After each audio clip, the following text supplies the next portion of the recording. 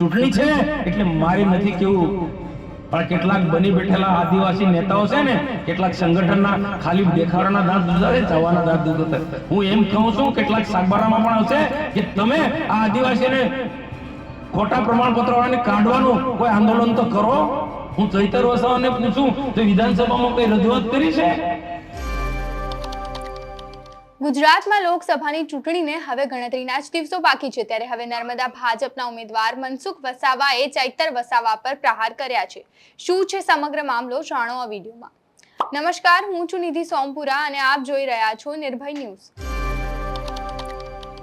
મનસુખ વસાવા અને ચૈતર વસાવા કે જેમની વચ્ચે આક્ષેપ પ્રતિ આક્ષેપ સતત ચાલતા હોય છે, તેવામાં હવે મનસુખ વસાવાએ ચૈતર વસાવા પર ફરી એકવાર આકરા પ્રહાર કર્યા છે. મનસુખ વસાવા અને ચૈતર વસાવા સામે કાંટાની ટક્કર છે. મનસુખ વસાવાએ ચૈતર વસાવા પર આકરા પ્રહાર કરતા કહ્યું હતું કે ચૈતર વસાવાથી કૂતરું તો શું, બિલાડું પણ ડરતું નથી. ઉપરાંત તેમણે કહ્યું કે કોંગ્રેસે શિખામણ આપી અમને વોટ નહીં આપો તો કંઈ વાંધો નહીં, પણ ચૈતરને વોટ ન આપતા. જો તમારા બૂથમાં ચૈતરને વોટ મળ્યો તો તે તાલુકા જિલ્લા પંચાયતની ચૂંટણીમાં ભાગ પાડશે. આ ઉપરાંત મનસુખ વસાવાએ શું કહ્યું તે સાંભળો આ વિડીયોમાં. આવી સભા ચાલે છે, અહીંયાથી જ મરી જવાનો છે, અહીંયાથી પતી જવાનું છે, ડેડિયાપાડામાંથી પૂરું થઈ જવાનું છે. અમારી ટીમ જેમ કામે લાગી ને, જોયે ને મોતીભાઈ નું ભાષણ, મહેશભાઈ નું ભાષણ, હજુ તમારા શંકરભાઈ ને ક્યાં તમે સાંભળ્યા છે? તો આ બધા અમારા સૈનિકો છે. આ બધા ઊભી પૂછડે નાહવાના છે ચૂંટણી પૂરી થશે ત્યારે. કોઈ ઇટાલે ફિટાલે દેખાવાનો નથી અહીંયા. આ તો ચૂંટણી છે. હમણાં થોડાક દિવસમાં તમે જોજો કેજરીવાલના ધર્મપત્ની પ્રચારમાં આવવાના છે.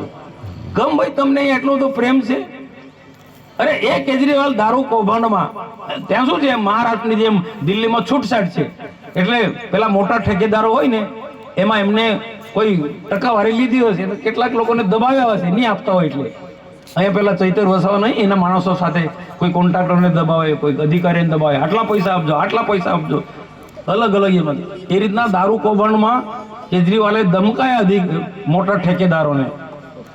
તો એ વાત કોંગ્રેસના અજય માકણ પાસે પહોંચી. અજય માકણે 1 વર્ષ પહેલા કૌભાંડ બહાર પાડ્યું અને સરકાર પાસે તપાસ માંગી. સરકારે તપાસ કરી, એમાં કૌભાંડમાં બહાર નીકળ્યું ને એમાં જેલમાં ગયો. એમાં ભાજપનો ક્યાં વાગ્યો? તમે ગુનો કર્યો. એ રીતના બાકીના 3-4 મંત્રીઓ જેલમાં. ચૈતર વસાવા જેલમાં કેમ? માથે પડે અમારા માટે કે ભાજપ, મનસુખભાઈ, મોતીભાઈ આ બધા ચૈતરથી ડરે છે. અલા, તારાથી કોઈ કૂતરું બી નથી ડરતું, તારાથી કોઈ બલાડો બી નથી ડરતું. ખોટી વાતો હું કરે છે? પણ જેલમાં કેમ ગયો? પેલા ફોરેસ્ટર ભીડગાડ આદિવાસી હતા ને જમીનના બાબતે જંગલની જમીનને લઈને એને માયરા, ઘરે બોલાવીને ઢોર માર માર્યો, સખત માર માર્યો. ભીડગાડ એ આદિવાસી હતા. ભીડગાડ એટલે કોણ? બિચારો ભીડગાડ ક્યાં અને ચૈતર વસાવા ક્યાં? એને બિચારાને માર્યો, આદિવાસી. અને તે બાજુ આમ આદમી પાર્ટીના કાર્યકર્તાનો છોકરો, જાઓ પીપળોદમાં પૂછી લેજો, માલ ગામનો, નામ સાથે કહે છે માલ ગામનો, એના કાર્યકર્તાના છોકરાને માર્યો. તો બીજાને હું છોડે? અને 60,000 લીધા. અને એ જે ભીડગાડ અને ફોરેસ્ટરે એમના ઉપલા અધિકારીને વાત કરી ને ઉપલા અધિકારીએ કહી દીધું કે ફરિયાદ કરો, ને ફરિયાદ કરી, એફઆઈઆર થઈ, જેલમાં ગયો. એવા તો 13 જેટલા ગુના છે, 13 જેટલા ચૈતર વસાવાની સામે. હું કેમ બોલું છું? હું બહુ સૌમ્ય, બહુ સરળ માણસ છું. હું કોઈની સાથે ઝઘડો કરવા વાળો માણસ છું. પણ મને જે બદનામ કરવાના જે પ્રયત્નો કરે છે, એની પાસે ચૂંટણીના કોઈ મુદ્દા નથી. એટલે મનસુખભાઈ કામ નથી કર્યું, મનસુખભાઈ આમ નથી કર્યું, મનસુખભાઈ આમ છે, મનસુખભાઈ તેમ છે. એટલા માટે મારે આ જવાબ આપવો પડે છે. મનસુખભાઈ ગાળો દે છે અધિકારીઓને. આ બધી ખોટી નેગેટિવ વાતો કરી છે. કોઈ આદિવાસીનું સીધી રીતના કોઈ કામ ના કરતો હોય કોઈ અધિકારી, તો તેને દાબીને તો કેવું પડે ને ભાઈ. પિન્ટુભાઈ કેવું પડે કે ના કેવું પડે? હા, કેવું પડે ભાઈ. આ અહીંયા સરપંચોને કહું, કોઈ આવ્યો હતો ને ન્યાય તો તમે કહેજો. આ ડેડિયાપાડાના સાગબારાના સરપંચો, નર્મદા જિલ્લાના સરપંચ, આજે આદર્શ ગામમાંથી 20 ને 23 લાખ રૂપિયા અમે અપાયા ભારત સરકારમાંથી.